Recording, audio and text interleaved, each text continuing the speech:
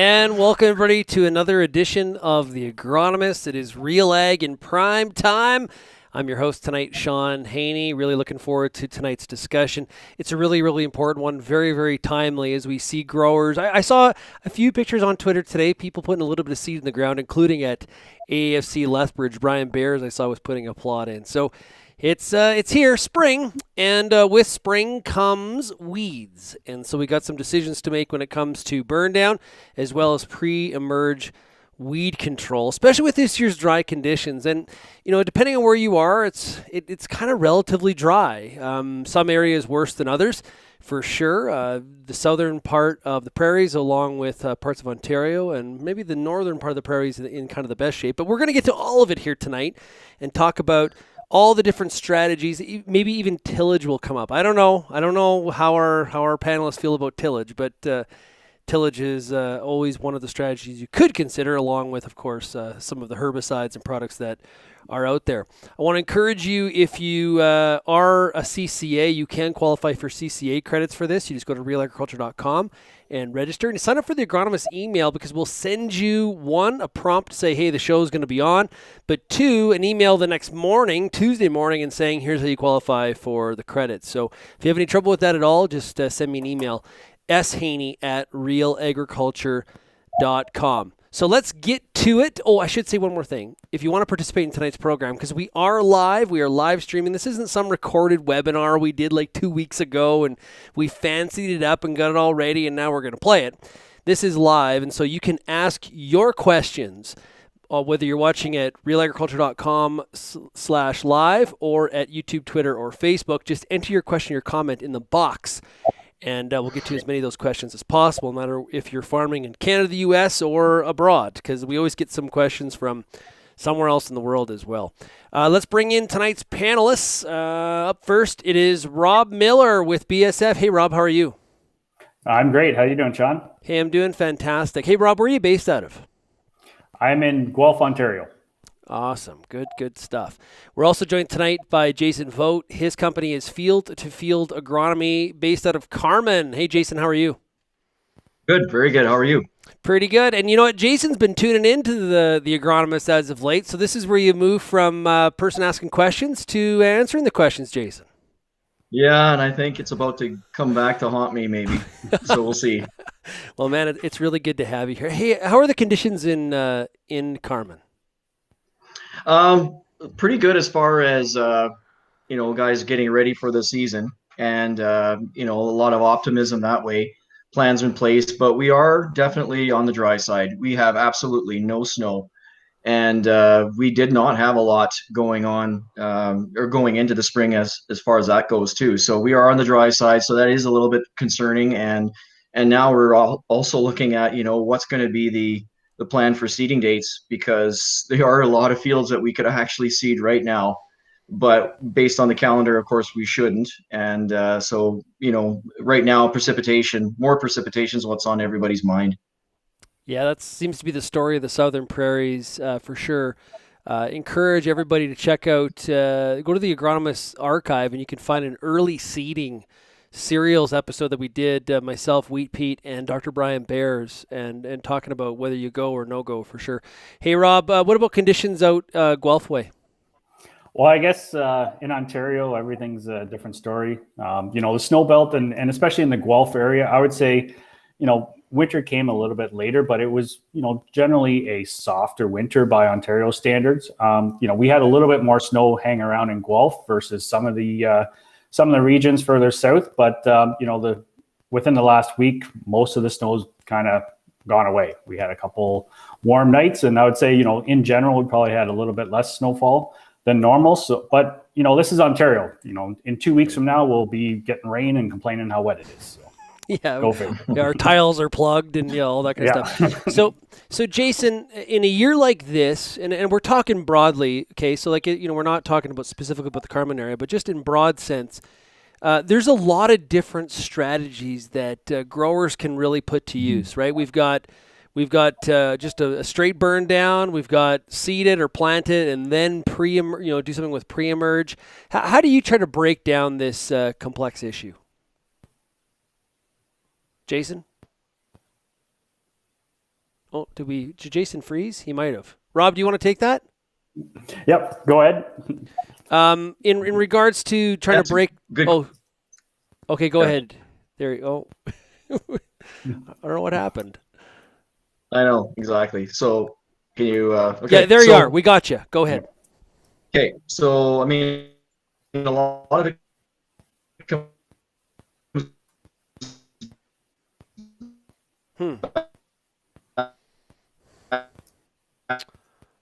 I think. Hey, Jason, I think what we're going to do is we're going to have you sign off and come back on, okay? a lot of our different, yep. Okay, we'll do that. Okay, Rob, I'll let you take that one. Yep. Maybe just repeat the question for all the listeners out there. Sure, for sure. So in a year like this, there's a lot of different strategies you can put to use. You got to take a look at the conditions that are out there, dryness being a factor. How do you break down what strategy you should use? Well, I think when it comes to weed control, every year is different, and every season is different, every field is different. So it's not one solution that fits all. And I think the main thing is when it comes to weed control, and we're going to be talking a little bit about more of the chemical weed control aspect of it, but you want to take that integrated pest management approach. So I want to say make sure that you don't underestimate the value of a good cover crop, a good crop canopy in terms of shading out weeds. That is by far your best means of weed control. And when you take into the consideration, if you're planting into dry conditions, if it takes a longer time for the crop to emerge, or say if it's really cold out, the crop takes longer to emerge, it's going to take longer to canopy.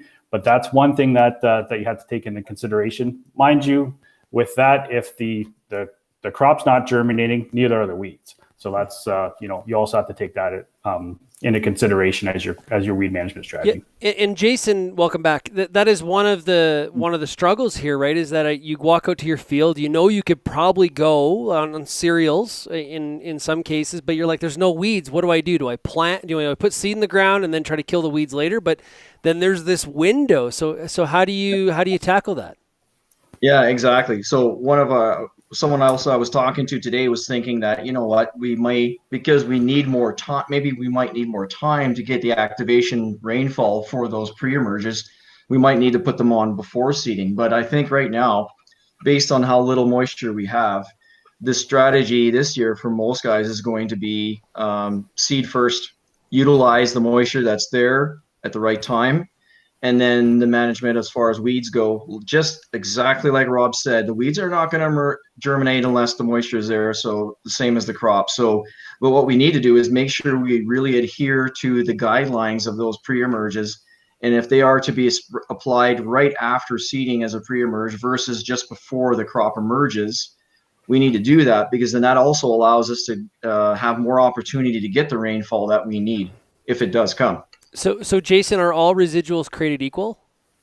No, they're not. Definitely not. I mean, when we look at, obviously we have a number of the contact ones in the portfolio, but when we look at pre-emerges that have residual, the differences are going to be basically based on whether one's strong versus grasses and what types of broadland, but also rainfall amounts for activation. That's the other thing that's not created equal. Certain products like Residual with BASF or Focus are going to require more like 3/4 of an inch to maybe even over an inch or up to an inch, whereas other products like Authority or Volterra could probably get away with 1/4 to 1/2 an inch type of thing. So those are some of the big differences there we have to keep in mind.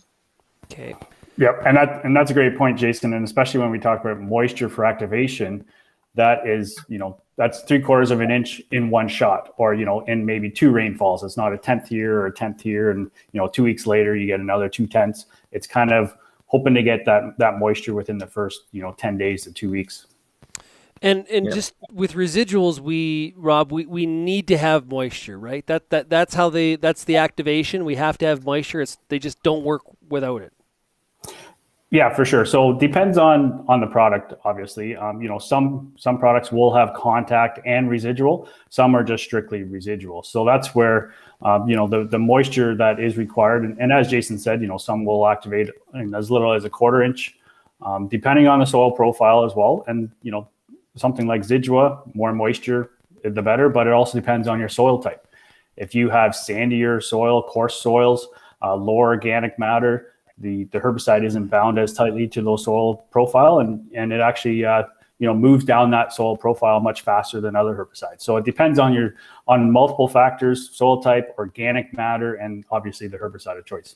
Now, Jason, you shared with me, we were talking about kind of going back and forth with email, and just about how important it is to have that clean field as that crop is trying to get off to that really, really good start. I'm going to put it on the screen here, Jason, and I'm going to let you talk about it.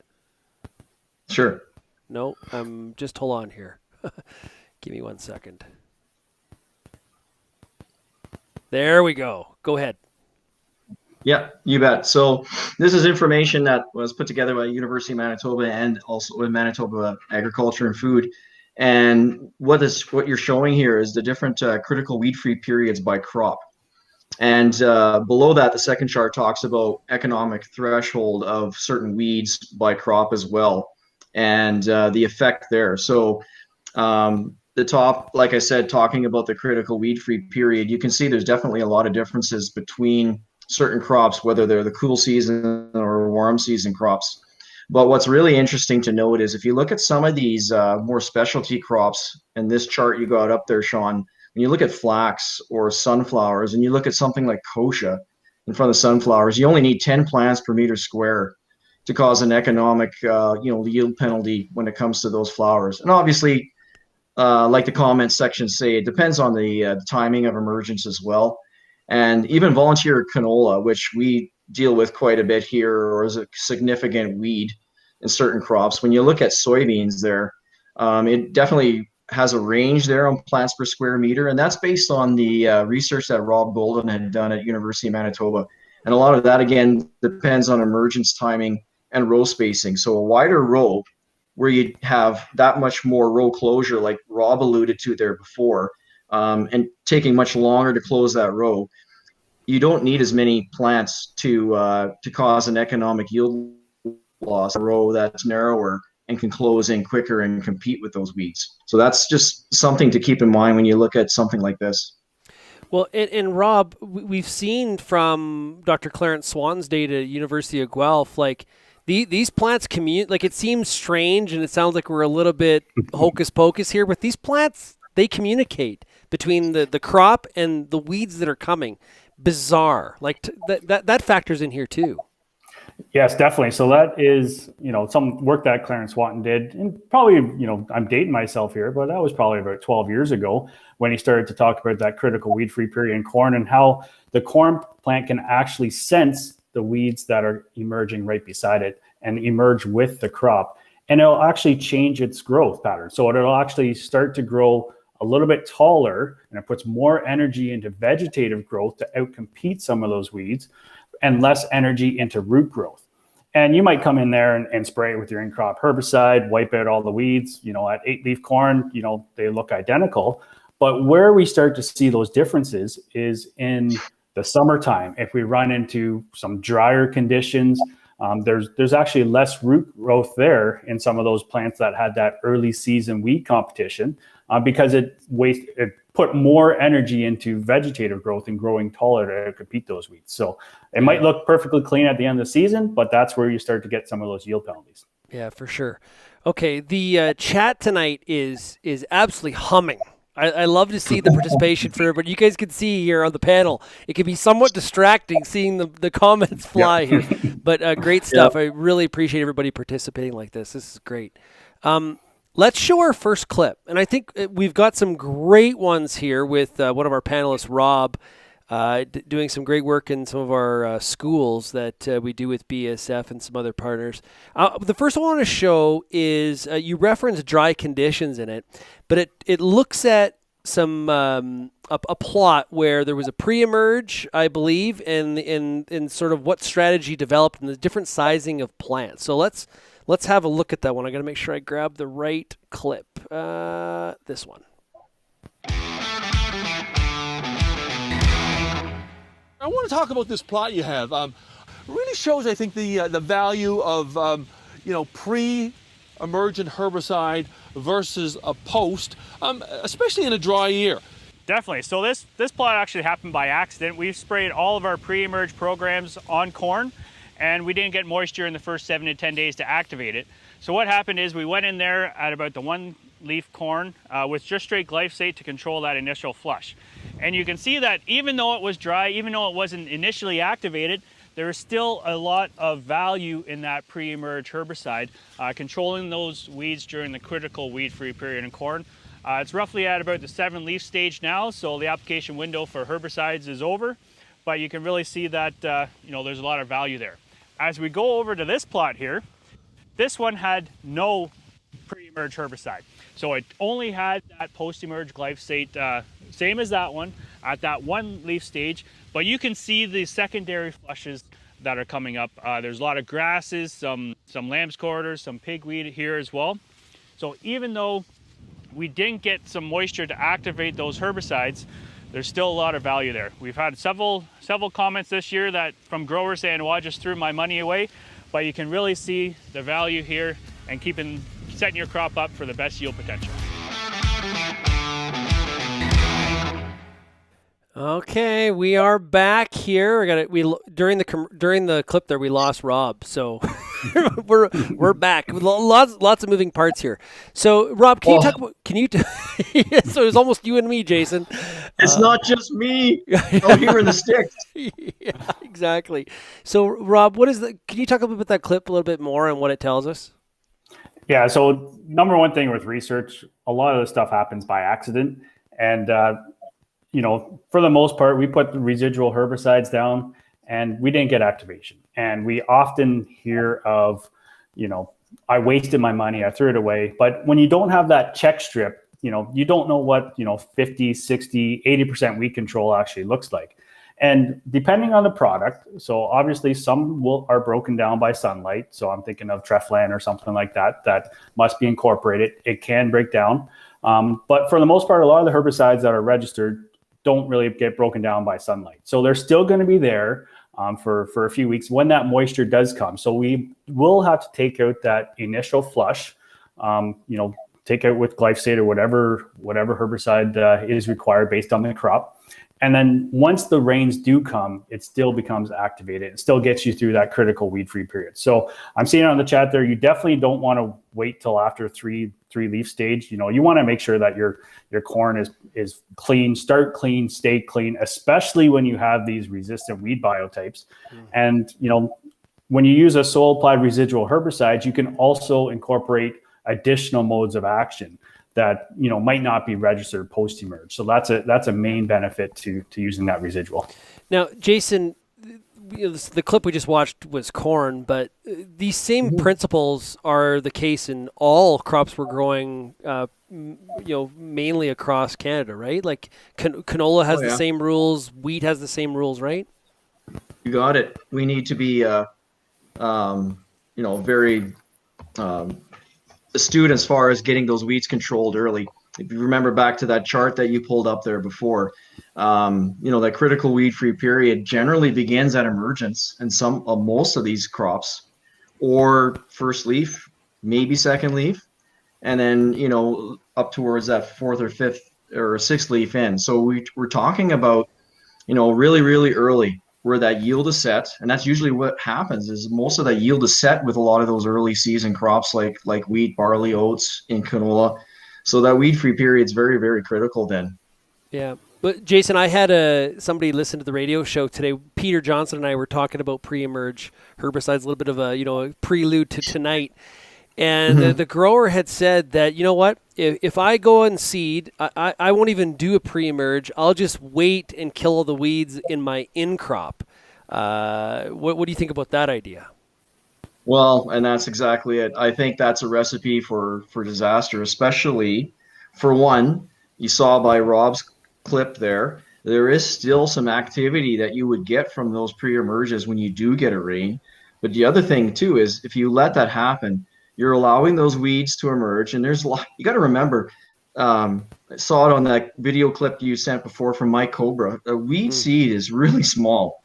It doesn't need a lot of moisture to get going.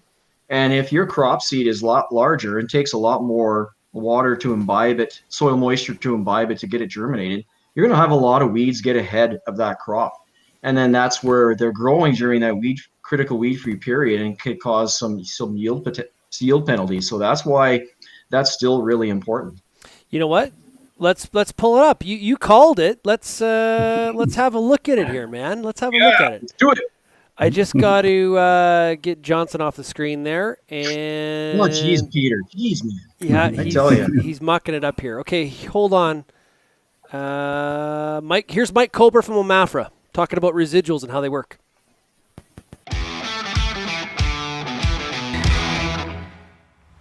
I want to spend a bit of time talking about herbicide activation because there have been questions this year. Some parts of the province very dry. Do I put down a soil applied herbicide in soybeans if it's dry already, if the soil's dry already and I don't see rain in the forecast? So now let's take a step back and think about how herbicides work and soil applied herbicides work and get activated in the soil. So you can see here I pulled a little bit of soil out of the ground. It's dry all the way through. One thing we know about weed seeds is they're small. And because they're small, they don't need a lot of moisture to germinate and grow. So even though this is dry, you can get some nice weed growth here. But if we were to apply a soil applied herbicide, you're just putting small droplets over top. So you're really just wetting the surface, right? It's not going all the way through. So you're relying on a good half inch of rain to go all the way through that soil profile to get in the area where those weed seeds are germinating. So often they talk about if we don't get a good half inch of an inch of rain in the next 7 to 10 days, we might need to stick out the rotary hoe and activate that herbicide. We're not really activating the herbicide. Here's what we're actually doing. So if we don't get a half inch or inch of rain in 7 to 10 days, what happens is this doesn't move down, these germinate, they come up. Herbicide's still good, it's still there. If we get an inch of rain 2-3 weeks down the road, it'll activate the herbicide. Unfortunately, in the meantime, all those weeds have already germinated and they're not going to be killed by that soil applied herbicide. What the rotary hoe does, if we went in at 5, 6, 7 days after herbicide application in dry conditions, is it removes all those little white rooted weeds that come up and germinate that won't be killed by an unactivated soil applied herbicide. So the rotary hoe, sure, it's incorporating the herbicide a little bit, but more importantly, it's killing all those white rooted small seedlings.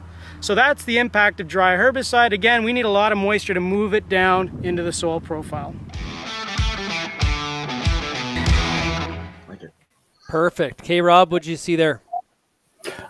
Well, that's a great clip by Mike. And you saw that clump of soil that he has there. And I agree 100% with everything that Mike has to say.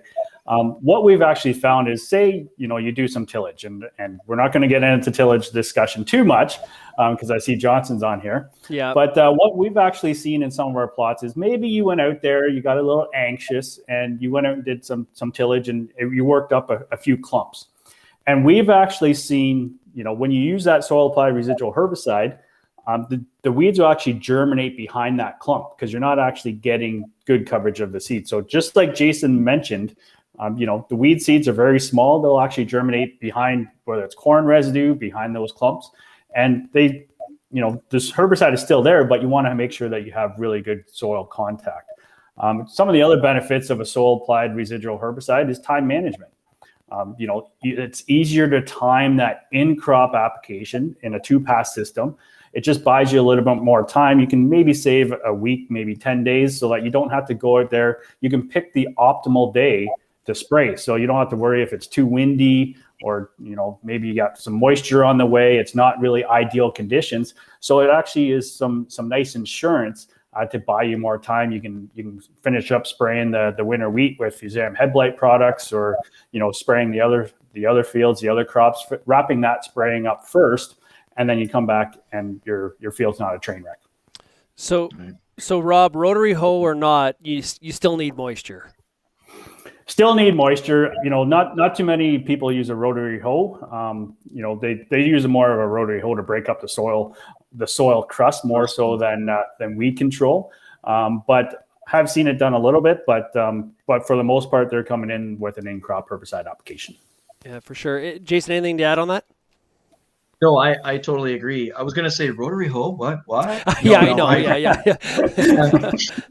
We had a lot of crusting this spring from pounding rains. We were actually looking for anybody that had one, so they would have been a hot commodity. But no, Rob is exactly right. And what made me think there too is one of the other things we talked about, or Rob mentioned too, was the volatility of certain products, the sunlight and things like that. What we have an advantage of with some of these pre-emerge products is that they're going to be applied in a lot of residue situations too, and they won't get hung up on that residue.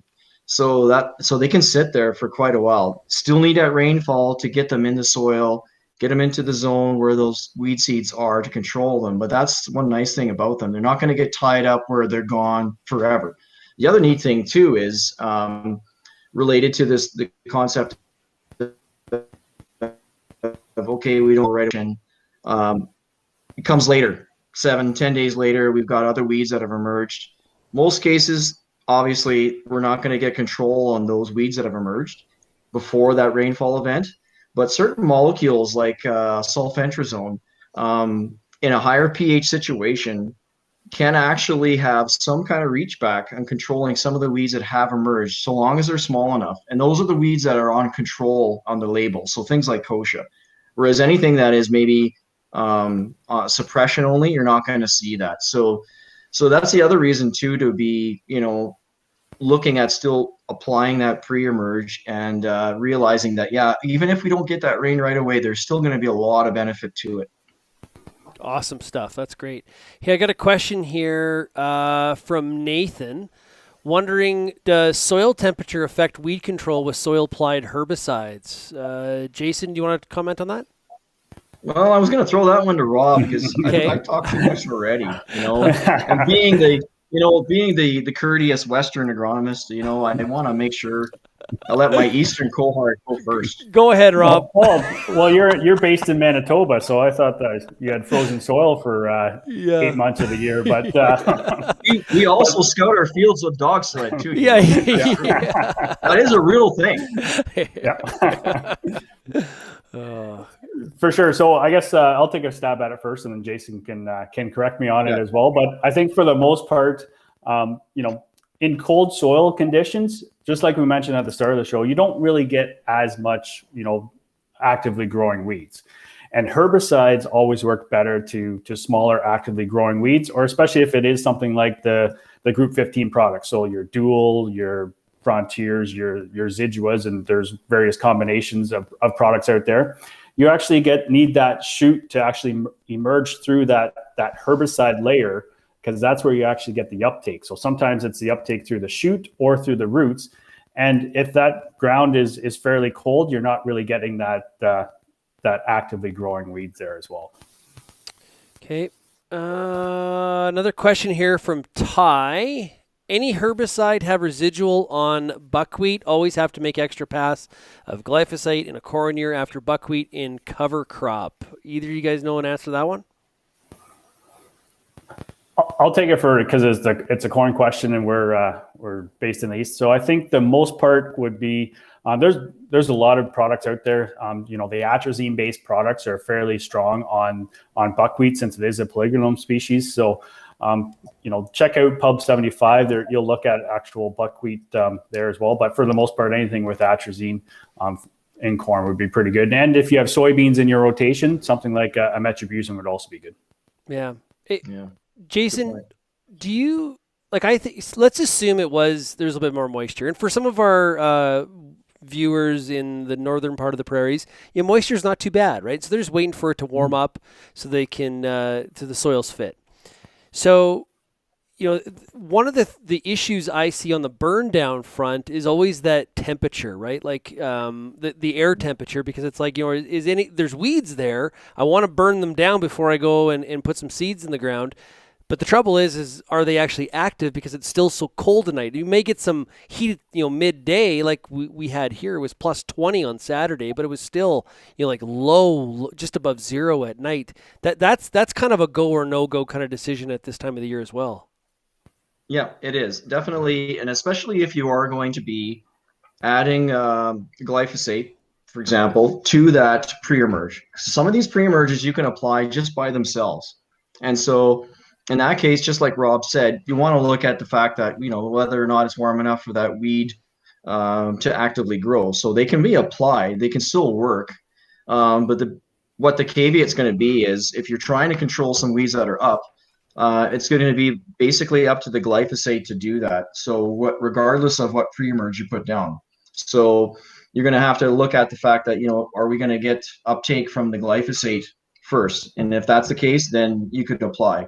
The other thing I wanted to mention too, to what Rob said before about temperature, is that, if we were applying these products too, and we're not getting, because of temperature, maybe not getting very aggressive growth, but we do get the rainfall for activation, what happens is, your clock starts ticking. As soon as that rainfall happens and it takes it down into the soil, your clock starts ticking. So you have to keep that in mind as well, whether you go on early enough or not, because that could be another situation you might get stuck in. That's interesting. I never thought of that. That's a really good point. So, and how long is the clock ticking for? Well, and that comes back to the label on the product. They'll all come back with the fact that, if you get that adequate rainfall, they'll give you, control of certain weeds from, 30 days to, 60 days, depending on the product. So that really comes back to to what the label suggests based on those weeds that they control. And a lot of it has to do with, we're just buying time to get to canopy closure as well. So, depending on it. And one other thing with temperature that I just want to add on to Jason's comment, and we saw it a lot last year, was, we had a little bit more of an earlier spring, and we saw much more antagonism and much slower activity last year. And especially when we mixed like glyphosate with atrazine. It's not uncommon to see a little bit of antagonism, but with that, and best way to overcome that antagonism between glyphosate and atrazine or maybe some metribuzin would actually just be to increase the rate of glyphosate by an extra quarter liter, and it usually overcomes that. But we actually saw, that quarter liter, increase still wasn't enough to overcome that antagonism, and that had a lot to do with the cooler nights. That we were spraying. So in the first part of May, it was much cooler temperatures, and we saw a little bit more a weaker activity on some of the grasses, and more of the cereal rye cover crop burn downs. That's where we actually typically see that. So antagonism. So let's talk about that. Let's define it for everybody. Rob, what is antagonism? Well, I guess. I'd have to go back to my to find the actual definition in weed science, but it's only super scientific answers here. Okay, just so you. Yeah. Go ahead. We'll try my best. So it's basically you apply something like glyphosate, or you apply one herbicide. Once you add in another herbicide, you actually decrease the level of weed control. So it's actually causing a negative effect. It's not, it's not usually zero. It might only, you might reduce it 25%. The odd time you do get 0%, but it is very rare between the various combinations. And we're seeing a lot more antagonism now because we're adding in, multiple herbicides, especially to control a lot of these weeds. These herbicide resistant weeds, if you're an IP soybean, some people are using 5-way active ingredient mixtures. And with all these different mixtures based on your weeds, that's where we're actually seeing a little bit more, negative effects, and temperature can expand that as well. Yeah, and Jason, this was a really super easy decision when it was just like glyphosate on everything. You just sort of like pounded the glyphosate down. Now we've got all these different groups we're trying to manage herbicide resistance. It's there's a lot more to consider here. Definitely is. Just like Rob said, when you're combining all those different products or modes of action now, we're trying to do the best that we can to stay ahead of the weeds.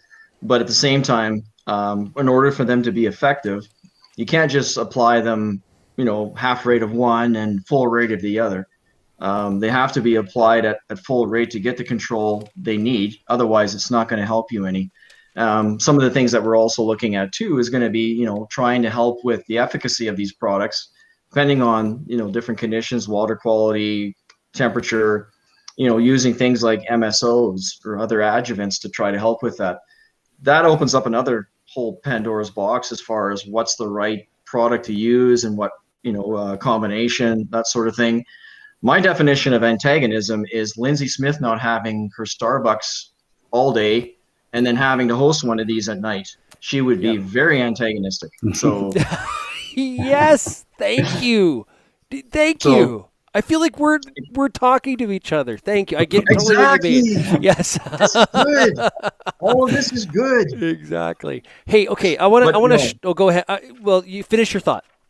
No, that was it. I just wanted to, in all seriousness, like Rob said, we're dealing with these multiple products, trying to get the best efficacy out of them. And we really need to spend a lot of time on, sorry, I just see Lindsay's comment there. Yeah. But no, we need to really focus on, what we're going to be applying or adding to them to get them to work the best. Yeah. I'm going to show another clip we have with Rob out in a field, and it is so windy in some of these clips, Rob. I would think you filmed them in Lethbridge, but it actually was in Ontario. The wind does blow there. This is one where I think there was a pre-seed, there was a burn down, I believe, and then there was maybe a post application, if I remember right. Let's have a look, and the clip will tell us. I can't remember exactly. Hold on here. Here we go.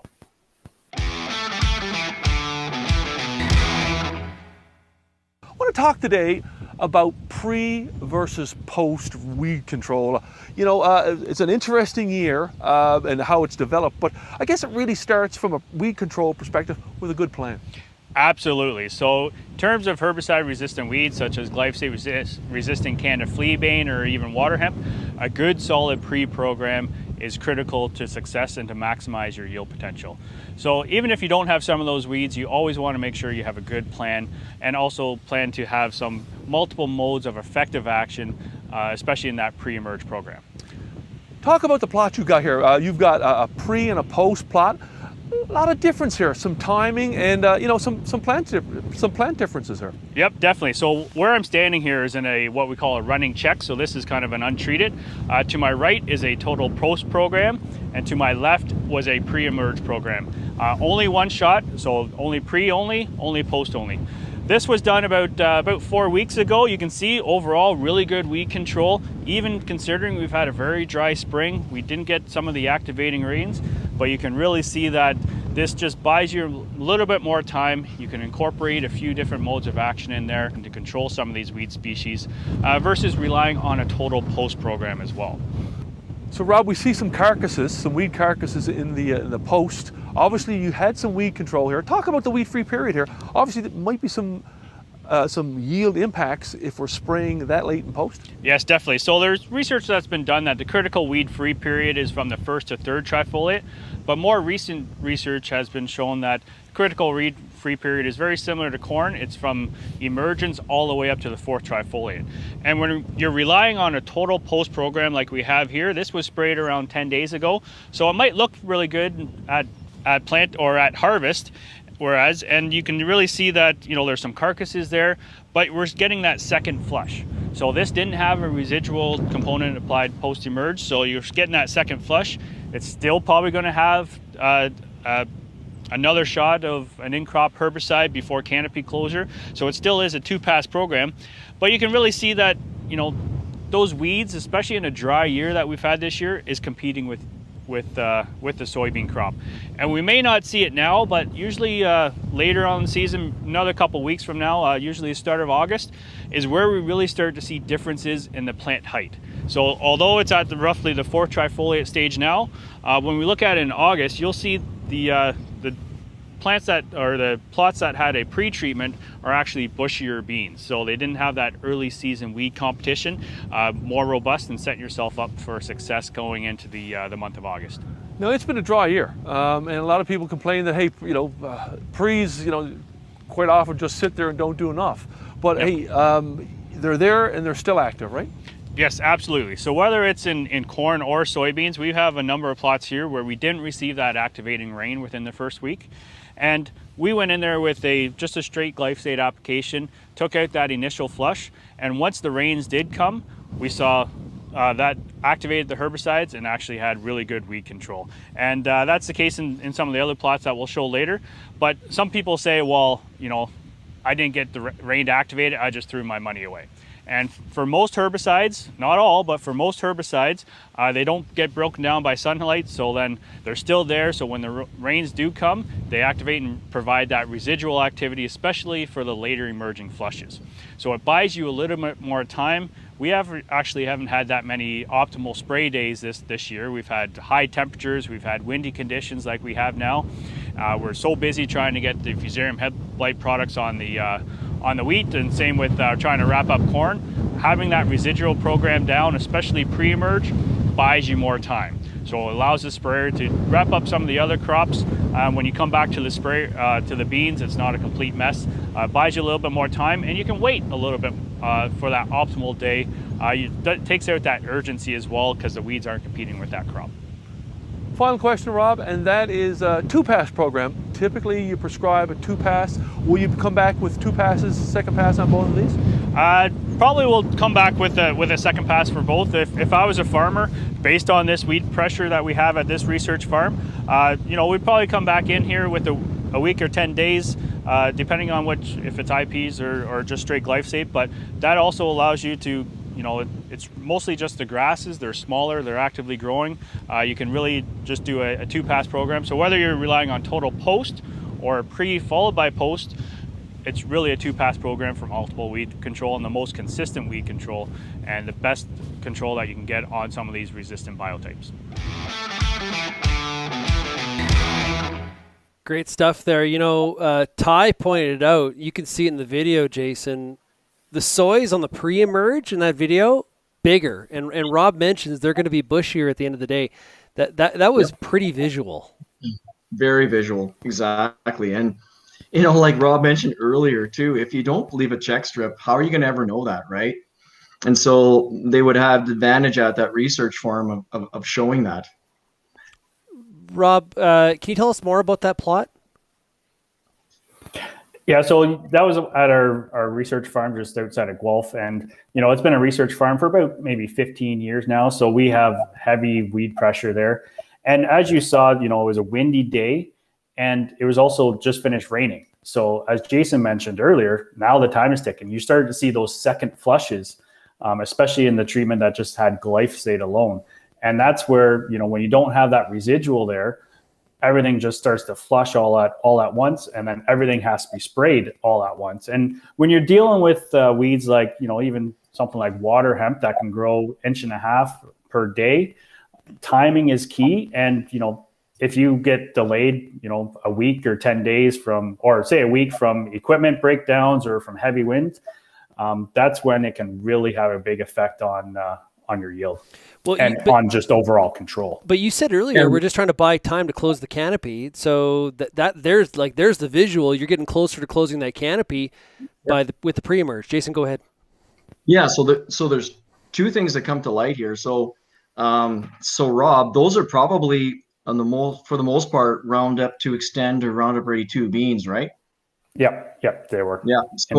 So here's a couple of other things. I know there's quite a few acres of non-GMO soybeans in Ontario, and there's definitely a lot more starting to be grown here in Manitoba as well. You don't have the advantage of using glyphosate in crop. So what's happening is that's where those pre-emerges are going to be huge. But something that we haven't talked about here is we've been focusing, and Rob knows this too. It's not like he hasn't thought of this, but we've been talking all about herbicide here, and the herbicides are only going to work along with the other cultural methods that we need to implement in there. And Rob did highlight it earlier, row width, having narrower row width, maybe higher population. And one of the things that I had the pleasure of being on a webinar that Rob was a part of with BASF a few weeks back.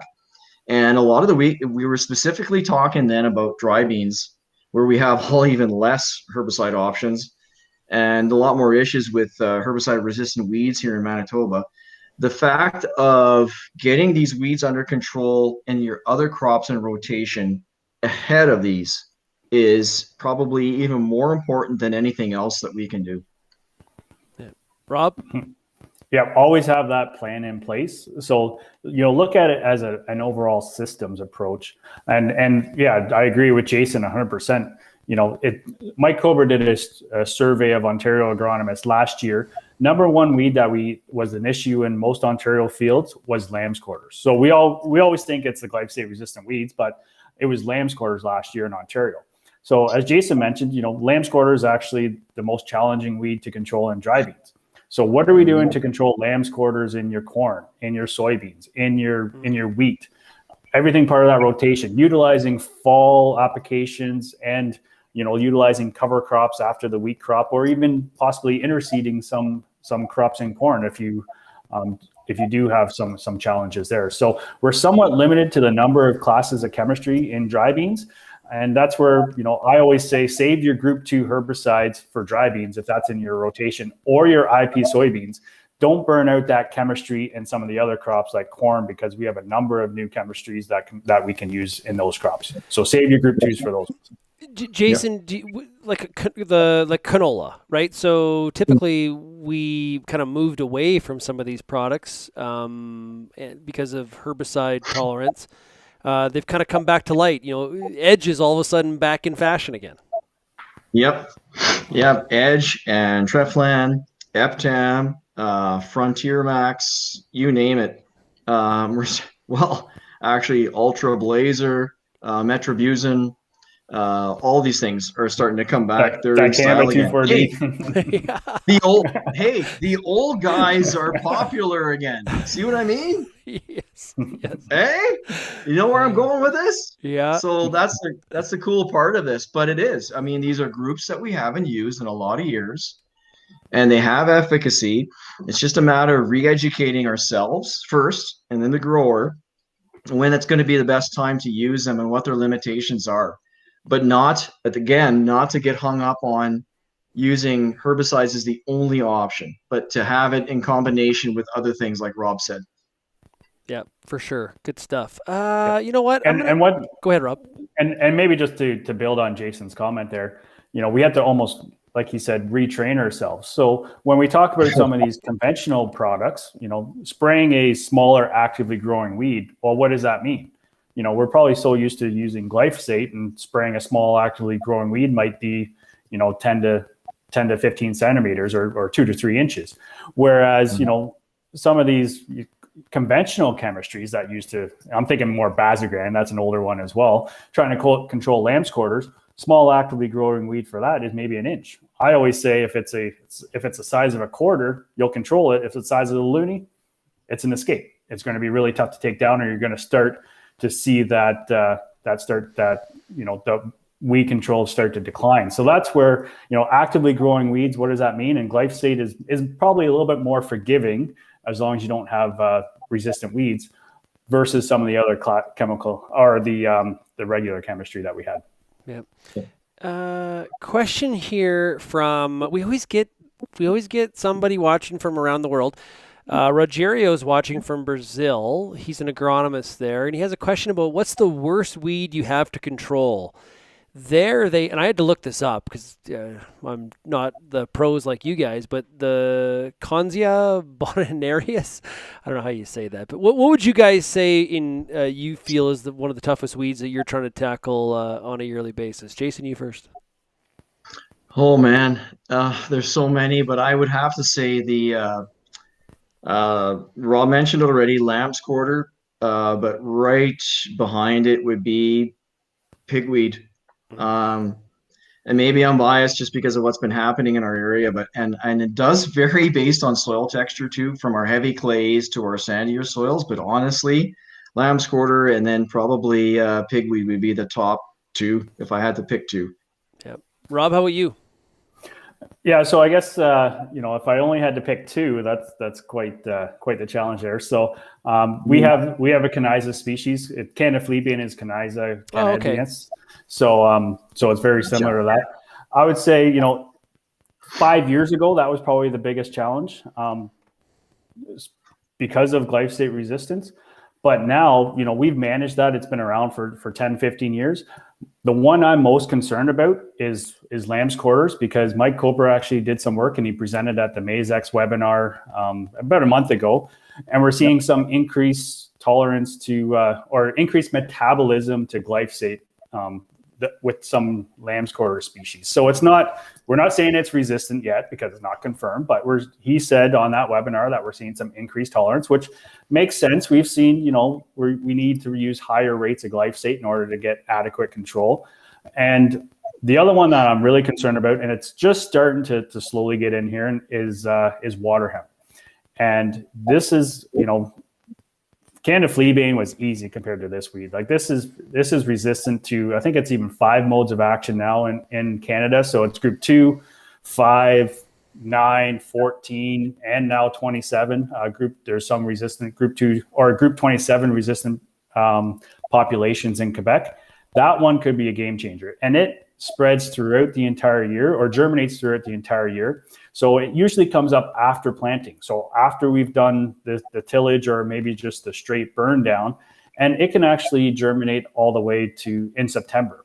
So Peter Sikma did some work with some grad students, Mike Shriver, where even every time we got a rain, we got that second flush. And especially where there wasn't that crop canopy, we got those multiple flushes.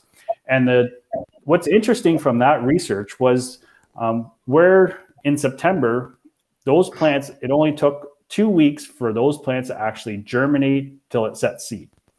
So that's where they're smaller. They're not going to produce, they're only going to produce maybe 10,000 seeds per plant. But we say only 10,000 seeds per plant versus the typical, 1.4 million.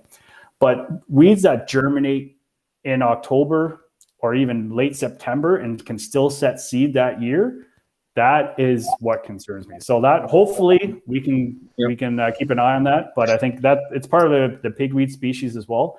But that's one thing I'm really concerned about. But also job security as well. So. But that's another one that's become more on the radar here in Manitoba as well, because of especially the hard work previous weed specialist Tammy Jones had done. We found a lot more municipalities, or what you would call counties, in Ontario. And what we found is, like Rob said, 7 to 10 days, about 10 days for that seed to become viable to be able to germinate. So this plant is made to keep going. And so it's definitely something of concern. And so we have the chance to stay ahead of it. But it's incredible. Dan Mother says, Nature always finds a way to adapt. So. Oh, and isn't that true? Yeah, like no matter Jurassic what we do. Park. Yeah, Jurassic Park. Yes. Nature always finds a way, right? Yep. Yeah, there you go. Glyphosate resistant kochia. That's like a raptor. Dan says, so far, water hemp, hopefully Palmer amaranth stays outside the border. What else we got here? Comment from Evander, also from Brazil, who says the way we manage your weeds, or the way that you manage your weeds, is very interesting. Different places with different managements, and even inside Canada, right? Big country, east to west, even provincially, Manitoba to Alberta. There's lots of different conditions, different soil types, different crops being grown. That's what we're here to do, is really kind of learn from each other and try to pick up things from some other geography. So I appreciate everybody tuning in. You know what I want to do is I want to show the clip with Bethany Wyatt. It has to do with pulses. I think we should show, because we've talked a little bit about beans and corn and stuff. So we have a little bit of canola, but I do have a pulse one that is a little bit short. Here is Bethany Wyatt from BASF. Where are we here? Right here. Start with, what are we looking at in this plot? What does this plot show us? So here in this plot, we really want to showcase complete weed control with pulses, specifically in peas. More just setting up for a successful pea crop. We know that peas are very, very poor weed competitors. So essentially starting off with a herbicide containing a residual, and then it's going to set you up nicely for your in-crop as well. So do we know what kind of impact this has on yield in terms of the potential differences between these treatments here? So with these treatments that we have here, anytime that you're able to remove any of the early season weed control, or early season weeds especially, those are the weeds that are going to impact yield most by far. So by having a product that we can get a burn off on early, plus it has some residual, it's going to keep the peas overall weed free longer and be able to have a more successful in crop. So the combination of those two things is going to allow for overall increased yield in the end. And that's what we're looking at here, untreated pre-seed and then a pre-seed and in-crop. Correct. This one here is just a pre-seed with the residual, so you can see that it is significantly cleaner, and then the one to the other side did not have any residual, just a straight burn off, so the weeds were already poking through and getting ahead of the crop. Okay. What's the take home for producers when they come and look at the plot here? What's, I guess, what are some of the common questions or maybe things that people have their eyes open to? Well, for sure, it's very visual, and we know that especially in pulses, being poor weed competitors, there's actually less herbicide options for pulses right now than many of the other crops that we're used to. So we have limited options as it is. So to be able to come out with a new herbicide and within a system that we can truly show the benefits, many guys are excited about having another option that's going to keep their peas and lentils as well weed free a lot longer, to allow the crops to get ahead of the weeds and just take off from there. All right.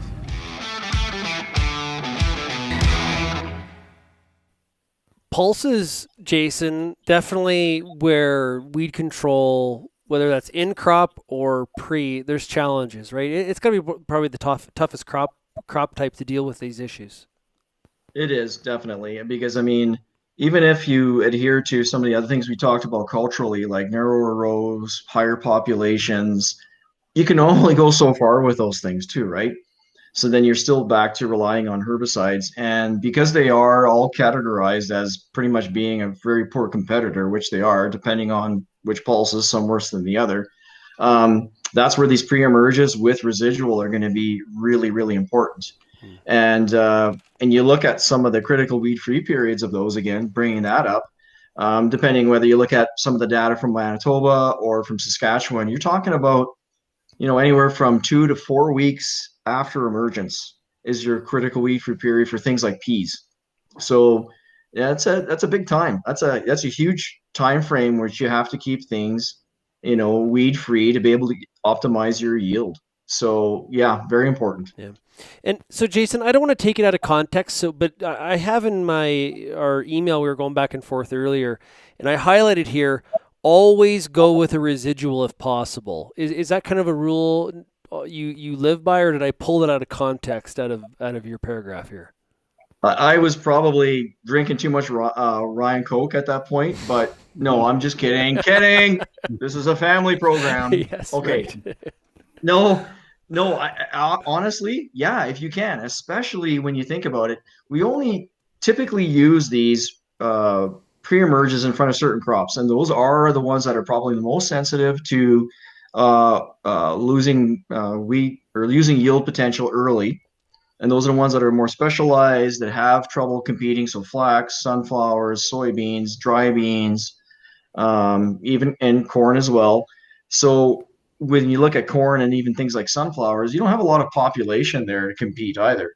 You're dealing with a lot lower population than you are versus, let's say, a wheat crop where you're looking at 1.5 million or 1.1 to 1.2 million plants per acre versus corn at 32 to 34,000. So you're limited that way. So pre-emerges, with residual especially, are going to be very important. If you can, those are the ones to use. Certain crops like canola, we don't have a lot of options for residual, and that's just the fact of life. So, but at least we do still have, burn down products to use. But that's why I say, if you have the opportunity, use one.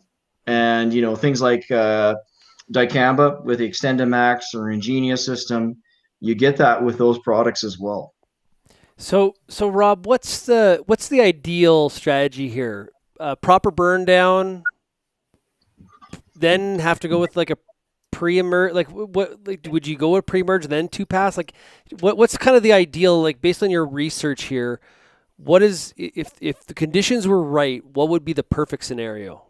Yeah. So it's really tough to get one big solution for all fields, because every field is different. Like we mentioned, every soil type is different, and every crop rotation is different as well. So I would say if you do have some of these more sensitive crops, so like in your rotation, so the pulses, the dry beans, one thing that we've actually been doing and promoting is all these problem weeds is in something like corn, using residual at planting, but then also residual in crop, because it will get some of those later germinating weeds. Oh. So if I kind of think of a weed like nightshade is, can cause quality issues in IP soybeans and in dry beans as well. It's not very competitive. So if there's a lot of weeds around, or if there's a lot of crop around, it's not going to germinate. But if there's basically a clean slate and there's a little bit of sunlight that actually hits that soil profile, hits that seed, and there's lots of moisture for it, that's where the nightshade comes up. So it tends to come up later in the season, especially, maybe after your in-crop herbicide application.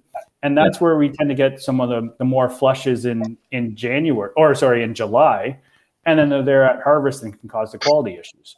So that's where, if you do have some of those crops that might be, more susceptible to different herbicides, or, there's not many options to use, that's where looking at residual down at planting and in crop. And we've been doing that with water hemp, with taking that, what we've learned with water hemp and what the US has done, and also implementing that for pigweed, for, lamb's quarters, some of those problem weeds as well.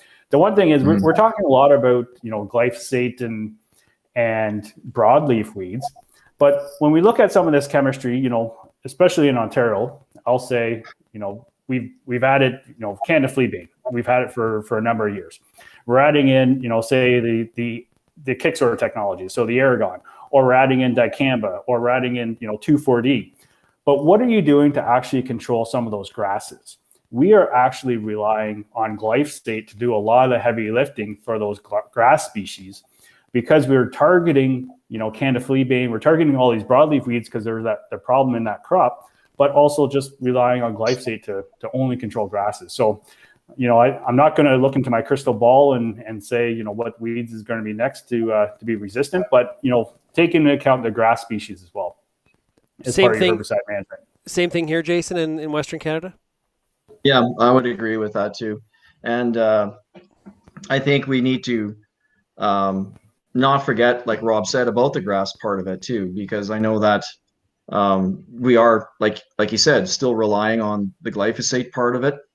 But we had just a situation here come up with a grower of ours where we did have poor control of green foxtail last year in dry beans, and sent seeds away for resistance testing. And take it with a grain of salt. It only tells you so much. But the one field had 48% resistant to clethodim.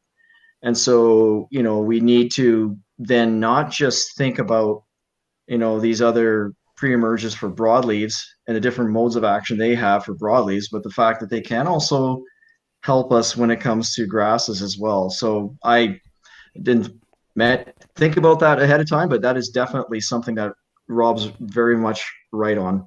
Yeah.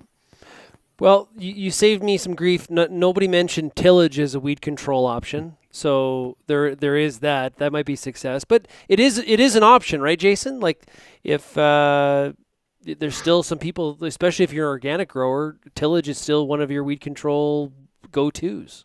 Yeah, exactly. And you got to think about tillage in the right perspective. Tillage isn't evil, but it's necessary if it's used properly, right? And not recreationally, but as far as, that it's targeted. And one of the growers that I've worked with before said that, right now, there's no weed resistance to iron. So we know that's true, but right? Yeah. So he's a smart guy, but at the same time, we don't want to overuse it either. So we have to be careful on using it strategically. And one of the things that we found is, when we look at a specific, and this is a very small market, but confectionery sunflowers, we have a lot less options in crop now. So guys that are using wide row for those crops are going to have to resort back now to inter-row cultivation. So bringing them back those type of tools to control weeds. So again, utilizing something very targeted, as and not to get too carried away on the recreational side. But yeah, it's still very important at the right moment. Yep. Well, we saw at the last Agritechnica not only a lot of inter-row cultivation, but interplant Yes. as well. Just sort of like, I don't know what they call it, like tickle tillage, where you're not like you're just sort of like these little wheels with fingers on them, and just disturbing enough to kind of shake it up a little bit to kill the weeds. So. Or disrupt them at least, for sure. It's interesting. Rob, any kind of last thoughts here for considerations for people to take to the field? Yeah, I guess a lot of talk on tillage, and we could go for hours on tillage for sure. But I see a lot of comments. There's no weed that's resistant to steel. But I will say, if tillage was that effective in terms of controlling weeds, I would not have a job as a weed scientist. So there's a lot of weeds, even something like water hemp, and not to go on water hemp, but if you chop it down, at Quebec, they actually, you take a leaf sample from water hemp, put it in distilled water, and 2 weeks later, it actually grew a root. So mowing is no longer effective at it. Mother Nature finds a way to adapt, like we always say. And, when we talk about multiple modes of effective action, I give tillage about half a mode of action, depending on the weed species. You actually, there's different forms of tillage. So when we say tillage, everyone's going to give 10 different answers. So whether it's vertical tillage or a cultivator, but when we talk about tillage in terms of weed control, you actually must uproot the plant and have the roots actually sitting on the surface. But we've seen it happen with Canada fleabane, where you get a rain and that plant will reroot itself. So it can be used to control weeds, but it definitely shouldn't be the only strategy. But it's part of that integrated weed management. Yeah, for sure. Exactly. Awesome stuff. And Pete says it's start clean, stay clean. It's kind of there's lots of good. We're every week we're picking up lots of new good sayings. I like it for sure. Great stuff. Jeanette, I agree. It was an awesome session tonight. Fantastic stuff. I learned a lot here. This has been great, and I think we tried to cover all the different geographies, east and west, and all the different crops to give everybody some information, and hopefully you found it very, very helpful. I want to remind everybody you can sign up for your CCA credits tomorrow at realagriculture.com. If you have any trouble signing up for the newsletter or getting those credits, just send me an email, shaney@realagriculture.com, and I'll be sure to help you out and get you taken care of, because these are CCA credits are kind of hard to come by with all the conferences and stuff that's gone on. So, yes, Pete and I will give both of these gentlemen a Real Ag hat, and they may have theirs before you if you keep on being mean to me like this. I've got one. So. Oh, do you? I got one already from Kara, so I need. That's right. That was a gray and black one, so give me a different color this time. I don't know. You'll have two hats before Pete. Yeah. That's great. Ty, if you're looking for the CCA credits, if that's what you're asking about, realagriculture.com and go to the Agronomist page. If you have any trouble, send me an email. Okay, Jason, thanks so much for being on tonight. And like I said, you tune in most weeks and really appreciate the questions. Thanks so much for being with us tonight on the Agronomist. No, thank you for having me. I really appreciate it. Great topic. Hey, Rob, thank you so much. Yep, thanks very much. Appreciate it. Absolutely. And tonight's clips are all from our crop schools, you guys. Just go to cropschools.com. We do a canola, pulse, wheat, soybeans, corn. We cover it all, and it's just really try to provide that timely information to growers throughout the growing season. All of tonight's clips were from those crop schools, and BASF a very, very important sponsor with those schools for sure. Hey, everybody, thanks so much for tuning in tonight to The Agronomist. Really do appreciate it, and we'll chat again next week. Cheers, everybody. Thanks, guys. Take care.